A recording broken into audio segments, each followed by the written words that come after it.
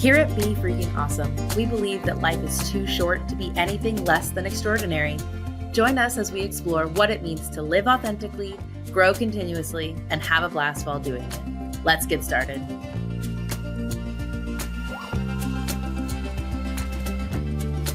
Welcome everyone to this week's episode of Be Freaking Awesome. I'm one of your hosts, Amy Wilkins, here with Angela Belford, and today we are going to be talking about the messy middle with Amy Wilkins. Amy, thanks so much for joining us today. Oh my gosh, it's so good to be with you both.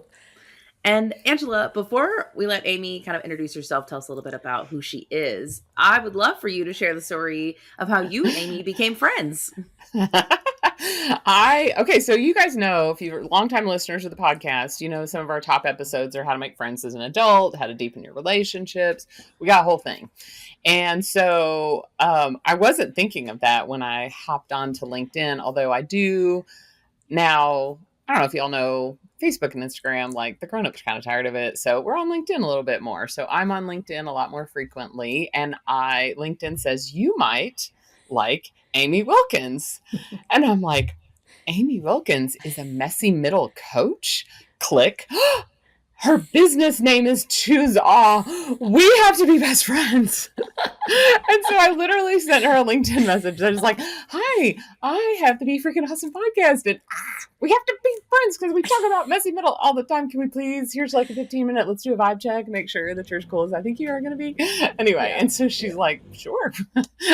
She didn't think it was weird. Luckily, because LinkedIn hid all of that crazy energy. I am assuming. And so, Amy, why don't you tell us a little bit about yourself? Okay, I will. And I just want to say this. Maybe some of your vibe came through just even in what you said, because I was like, be freaking awesome. I mean, you had me right there. I was like, I'm going to talk to her. I need to meet this woman who is, claims to be freaking awesome. Well, right? Yeah, and telling everybody else to be, right? Like, it's like, it's not like you're not holding it all for yourself. You're like, no, everyone gets to be freaking awesome. I love that. So anyway. We do have a pretty high percentage of people that are like willing to say, yeah, we'll get on your podcast. It's a pretty great podcast. I would think so. Good name. Yeah. I'm a messy middle mindset coach, and I moved into that phase when I finished up my corporate career, 35 years in media sales. My last gig was at Smithsonian Media, which I just loved, until I didn't, because I was ready for something else, right? And that's what happens. Mm-hmm. And I had already begun to, chart my course towards coaching, which is what I found I loved the most anyway about any job I've ever had in leadership, was supporting the people who were on my team and having people rise up, even if they left me. I was like, I'm a big fan of, like, if I don't have a place for you and you need to move, I'm going to help you move, because I want people to grow. I was like that, and I don't want anybody held back. Right. And what I discovered as I was coaching, because I always tell you, find your niche, find your own. Okay, fine. I'll figure that out eventually. And I just was like, I'm just going to coach people. And then I realized, like, the thing that really spoke to me was working with women leaders as they're rising in various messy situations. And those situations can be varied, right? It could be, I've outgrown my gig and I'm stuck, or it could be, I'm over my skis, or I feel like I'm over my skis. Usually you're not really over your skis, but you think you are, right? Mm-hmm. Imposter syndrome and all of that. But it could just be that you're drinking from a fire hose and you don't actually have time to think about anything, and you're just overwhelmed, right? And what I want women to know is you don't have to do this alone. And I tried, right, in various messy moments throughout my career. I tried to do it myself. I tried that, I'm going to just, power through, fake it till you make it, right? I'm just going to survive this. And I'm like, no, there is another alternative. There is another way to look at this where you could thrive while things are messy, right? And really reframe it. Like, this is a moment of growth. Like, I'm about to discover something if I lean into that. if I just stay in the suffering, nobody wins. Nobody wins. I don't win. The people around me don't win. That includes people at work, but it includes people at home. Includes my friendships, right? None of that wins when I'm just in survival mode. And I don't want anybody else to do that. I don't want anybody suffering. I don't want people just hanging out in survival mode. And I don't want them to think they have to be able to do it alone. Amy, I love that. And as is often the case on the podcast, it brings up some stuff for me. I, in 2023, went through a journey of publishing my second book and also assisting some people that were leaving the planet. And in 2024, I was just like, I knew the day my second book launched for sure that I was going to write the third book. I had an indicator earlier in the process when I came out of my book writing one day crying, and my husband's like, "What's wrong?" And I'm like, "I had to start a new document today called book 3. I have to do the script again." Anyway, so I'd had an indicator, but like on the day I knew. And in 2024, I'm like, I just can't. I don't want to. I know what I have to do, because for me to write a book, I have to grow to the next level. And so I was like, no. And I, prayed about it, felt very confident that I was just going to like do 2024, which I'm very glad that I did that. And in 2025, I'm like, okay, what's up? And I'm not a coaster. I don't like to just coast. I love to grow. And so it's been an interesting, what I chose to grow in was not where I thought my book would have taken me. And as I look at this, it has been a lot. And when we chatted just to, before this, I was like, oh man, I probably should have connected with Amy like 6 months ago when I was in that messy middle of like, where am I going to grow my company? Because I kind of looked around and was like, hey kiddo, you're only 52. You don't get to just coast to retirement.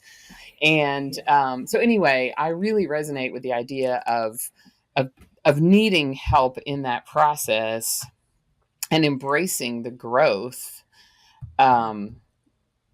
And then how that can shape the next season, and like understanding, I think what I'm hearing too is like just the seasonality. I want to encourage people is like the messy middle is not forever.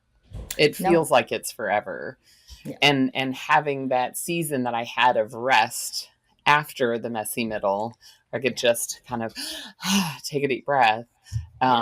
And now I'm back in it again, which I think is the way life goes. I love that you did that, because that's actually the thing most people don't give themselves an opportunity to do. They think, and I can think of a time when I was in a messy middle and the advice I would get from people was get back on the horse. And I was so broken at that moment. It's like, that was not the right thing. And I did. And it didn't go well because I wasn't prepared to be in front of people talking about what happened, because it was so bad, right? And I think that, giving ourselves permission to pause, not because that we're slacking off, right? But because we're actually giving ourselves space for something else to occur to us, right? And we're not just powering through the pain. And I think that's part of thriving, right? That's part of the process. And for everybody, it takes as long as it takes. And that's the other thing that I coach the people that I work with on. They'll be like, I think it's time. I should be somewhere else by now. Who said that? Mm-hmm. Right? Like, who said you should? And it's always this outside voice or my inside voice, or it's like, it's my perception of what other people are thinking. And, I can think of a time when I left a job and I literally said to people, they're like, what happened? I go, oh, they let me go. And then they were like, wow, you said that like it's nothing. I go, it's not. It's nothing. It is nothing. I didn't want to be there. This is perfect, right? And I'm not looking for a job for 6 months. What? No, I'm not. I'm not going to do it. And I didn't. I spoke to people, but it was more of a poking around just to see like what's gonna land. And the reality is, by giving myself that space, when the opportunity there was an opportunity that arose. Like, I'm 6 months. I'm like, okay, it's time to start talking to people. This is good. And this guy calls me and tells me he's leaving this job that I had been in a version of in the past at actually a place I love, Smithsonian. And he said, I'm leaving. I'm leaving at the end of the year, and I'm hiring my replacement, and you're it. Like, I want you to go for this job. And I was like, oh my God. Like, now the thing is, if I'd gotten back on the horse and just started interviewing, I would have taken a job, and the job would not have been a fit, because I would have been taking it from a place of surviving and desperation, right? And I'm like, I'm not doing that. I had the best year, because it ended up being a year, because I didn't even start until the following February. So it was like almost like from, the end of March to February, I had this space. So I really love that you took that pause, Angela. I think, you did the right thing, because, and you just said it, something else emerged that you weren't even thinking would emerge. Yeah.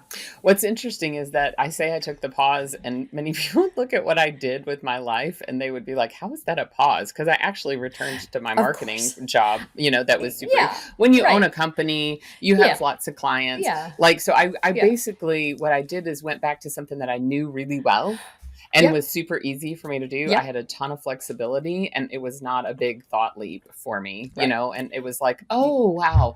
After the last 4 years, I've been on a steep learning curve between my book 1 and book 2 with all the things I did.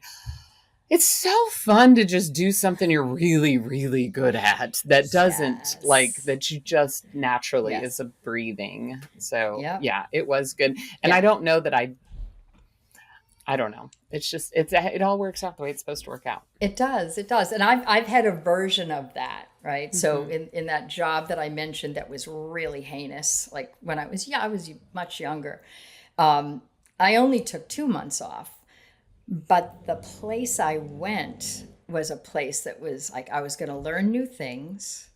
I was going to be around people who didn't know all the people from that last experience. So we weren't going to talk about it at work. And the job itself was a job I could do, frankly, with my hands tied behind my back. Love it. Right. And I was okay with that. People were like, this is too small for you. I'm like, no, it's not. No, it's not. And actually, I got Give yourself pregnant while the I was permission. there. Yes, exactly. The permission that you need to do the take the smaller job, take the time off because sometimes we can't take time off because of, that's right. We've got some financial implications of that. And so then it's okay to step back, and we don't always have to be pushing forward. I love that, especially because I feel like we all sound a little bit overachiever kind of women, want to perform well, want to do really good. And sometimes it sounds so obvious to be like, hey, you don't have to do 150% at everything that you do. But I actually need that reminder. And it's when I would get really frustrated, in college, I was a communication major, and there's pretty much 2 kinds of communication majors. There's people who are super crazy nerds and want to learn about like the history and the study of the words that we use and the rhetoric and all of it. And I'm going to go dig into things that people don't really care about. And athletes. Like that's it. Those are the 2 people who are communication majors, because that's the easy major to do while you are playing football. Playing sports. Okay. Yes.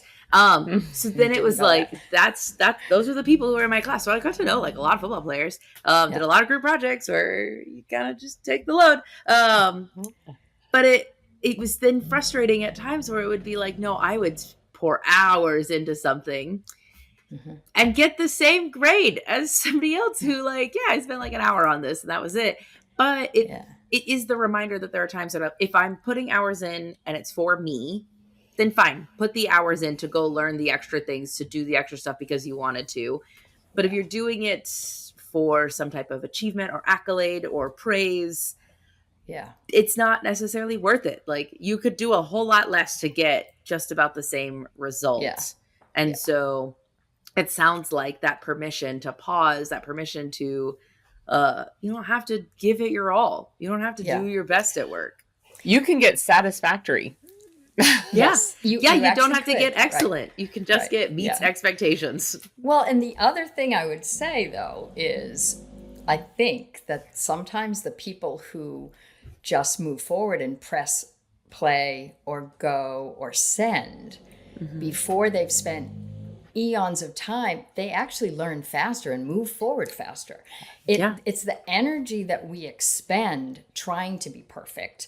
I love this manifesto that I found while I was working. I forget where I was. I think I was at Martha Stewart at the time. And it was a manifesto. It was called The Cult of Done. And it's fascinating. It was created for writers. So actually, Angela, you might want to check out the origins of this, right? But it was Sammy's writing her book too. We're both writing right now. Great. Okay, great. Right. So and it is on YouTube. You can see us both taking notes. Oh, I love that. I'll just send it to you. I'll send you what I found, right? So it's just about do it, right? Like if you're waiting for perfection, you'll never get anything done. Right. And I would use that for myself, but I would use that for my marketing team and my sales team and all the people that were working for me. Like, we're not saving lives. And that's what I have to remind people, right? Like, we don't save lives for a living. If we did, I want the surgeon to know exactly what he's doing. I don't want him to make any mistakes, right? But I don't save lives, right? So, now obviously you want to weigh certain decisions. Like, there might be something that you're moving forward that you should slow down, but otherwise, like, get moving, because you can iterate as you go. And so, we would get out there with an idea with people, and then they'd come back from calls and they'd go, hey, this didn't work. I'm like, great, let's fix it. Right? Let's add something different. It's fine. And then they also got to participate in it. Right. We wait too long while we're trying to get something perfect. And that actually is the thing that hyperachievers do more than anything, right? So a hyperachiever will say, I'm not even going to do it if I'm not perfect. And so it literally can sometimes stop you from swinging, right? Because you allow your hyperachiever, and we call that a saboteur, right? That saboteur to kind of run the show. And when that one's running the show, we stop moving. Right. Yeah. I love that. I just heard the positive intelligence. Little ears picked up. Sorry, both Amy and I have been through the same coaching program, and I'd forgotten that until you said saboteur, and I was like, oh yay, positive intelligence. That's right. Anyway, here's what's interesting is that you say hyperachievers do this, and I don't know what the word is for the healthy version of that. But having gone through my journey of resolved a lot of my limiting beliefs, which I talked about last week or 2 weeks ago, and I actually get a lot done. And I get a lot of imperfect things done, and it moves projects along. And I'm thinking of a colleague that struggles, like will not, now is really, and so she is actually not a hyperachiever. Right. If you lay us side by side, she's not achieving because she's just sabotaged by this or by the perfection. And so I'm curious about the term hyperachiever, because I'm like, some of the time it can be paralyzing where you're not achieving at all. Well, and the truth is not everybody has so when you think about saboteurs, they are, when they show up, it's in those moments where we are feeling the most amount of, stress, anxiety, frustration, right? So otherwise we're just achieving, and that's great, right? So achievers can keep achieving, and there's nothing wrong with that. So when we think about the saboteur is just a muscle that's been overused, right? They show up when we are abusing, right, a strength. So it's a strength to be an achiever. But the thing is, she may not have hyperachiever as her primary. She might be a stickler, right? Like sticklers need to get every single detail right. And they can't move. That's paralyzing. So they can all be paralyzing in their own way. I mean, I'm restless. So that's paralyzing because and I'm also a hyperachiever, but I can run in 100 different directions. It's like, I have to literally go, whoa. There's 3 things you care about and put them in the buckets. If it doesn't fit, you're not doing it. You're not even going to open the email, right? You're not even going to look at it, right? I'm actually going to delete it.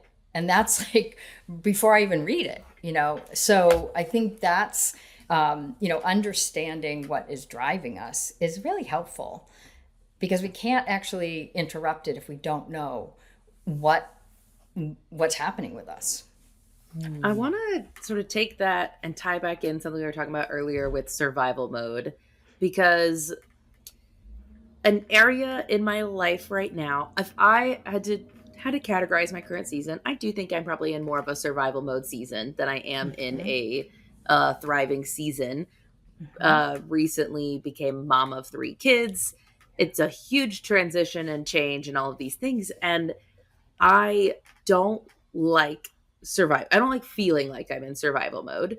I accept the reality of it at sometimes, particularly when I have other human beings who are depending on me for their basic needs, where it's like, it kind of doesn't matter. You got to make sure these kids have opportunity to eat dinner, whether it's a cold hot dog or an elaborately made meal that they're going to say they don't like. Whatever you do, you do something. I feel like my options, though, it's survival mode or thriving. There's got to be more options than that. Like, there's got to be more names or terms or things, because this, like, well, I just have to do whatever it is to get through today. That feeling, right. I don't like that. Yep. I'm not at thriving. I'm not at, like, wow, I feel content and joy in the hard circumstance and see all the purpose and the pain. I'm not there right now. I want to be. I'm not. I'll just be honest. Yep. Yeah. What else is there?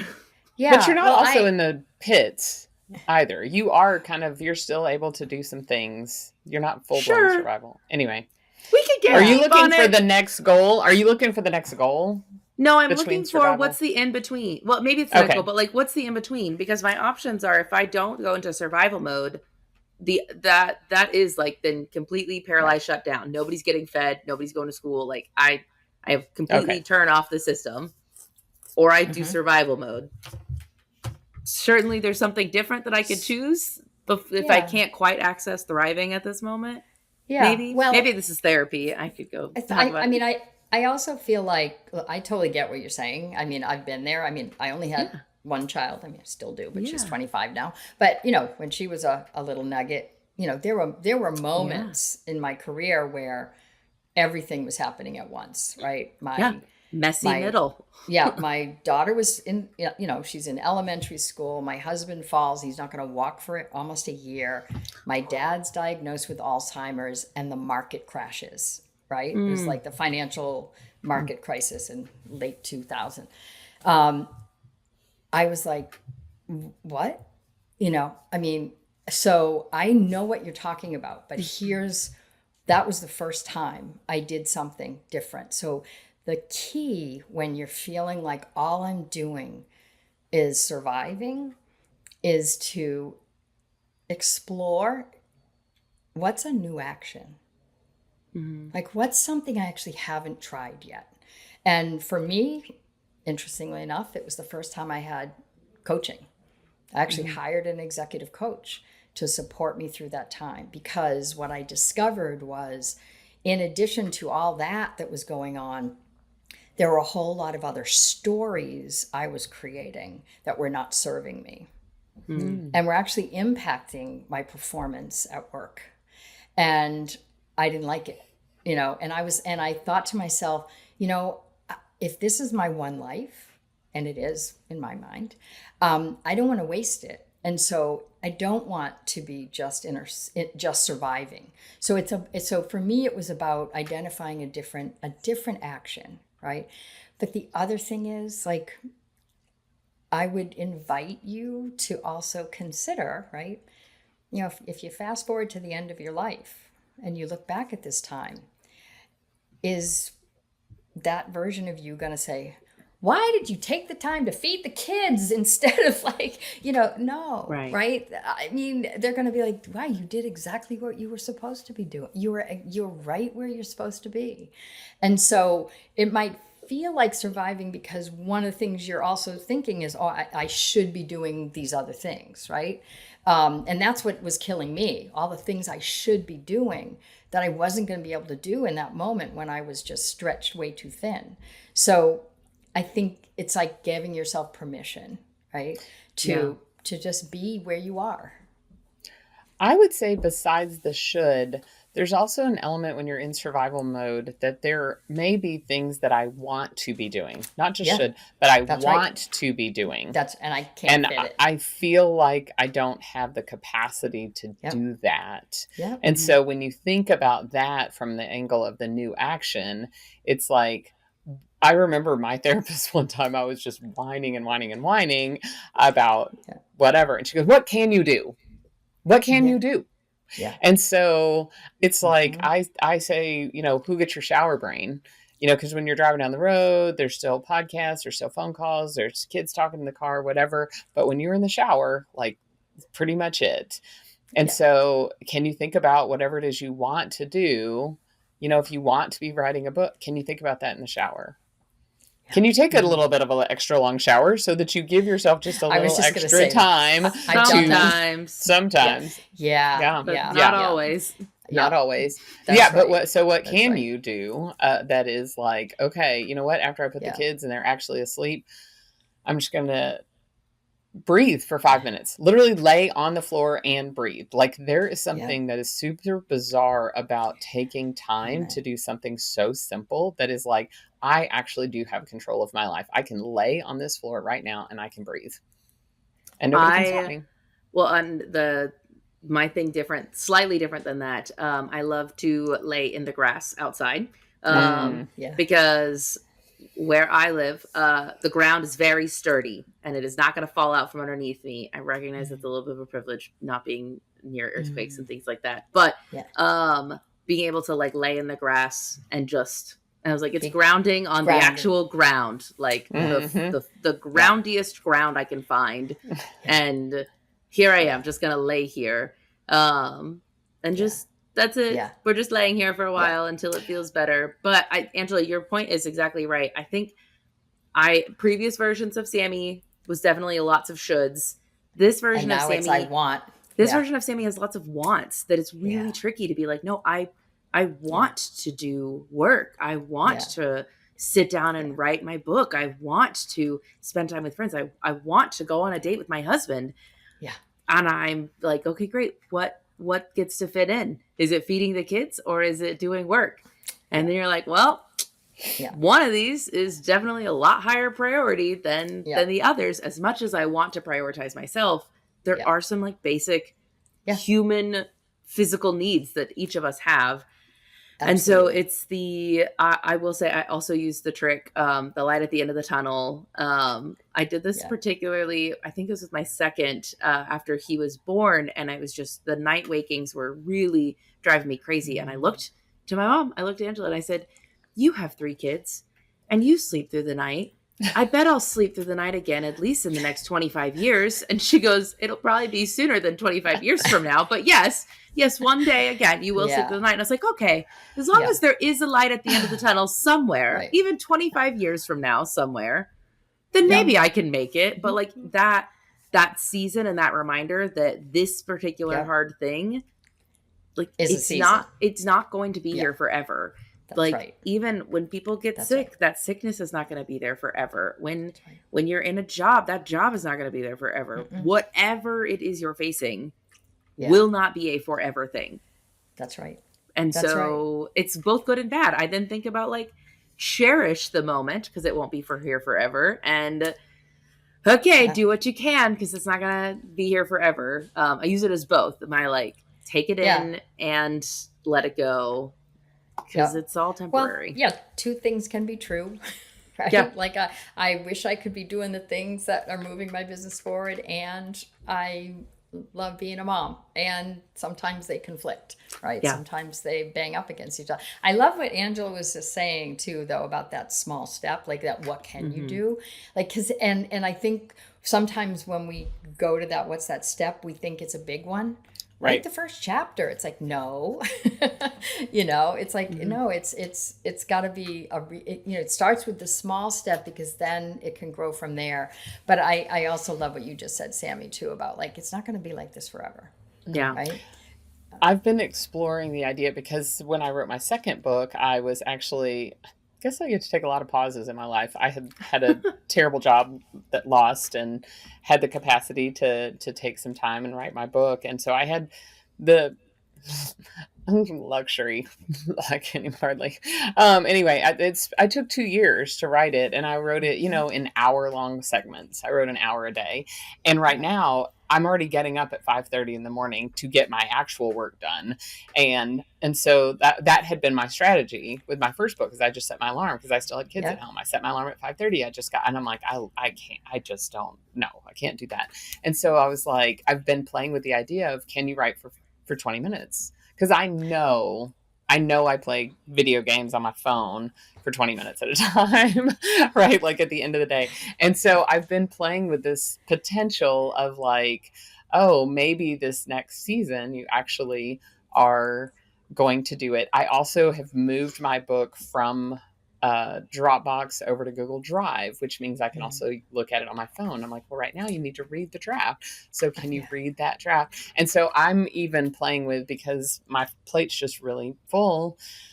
I've had a couple of staff members out on maternity leave. I'm trying to grow the business to bring on new staff. And so it's just a different season. And I would have told you, I'm absolutely not even going to consider. I did I think I did say earlier this year, nope, yep, you write your book this year, because I'm not going to be writing my book. But right now I have just got the vision for the next 2. And so I'm like, oh my gosh. Ooh, it's so fun.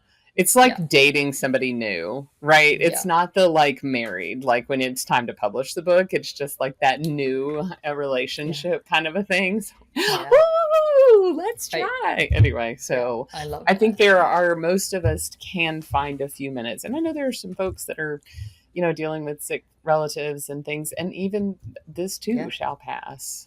So, Yeah, definitely. We all go through those phases.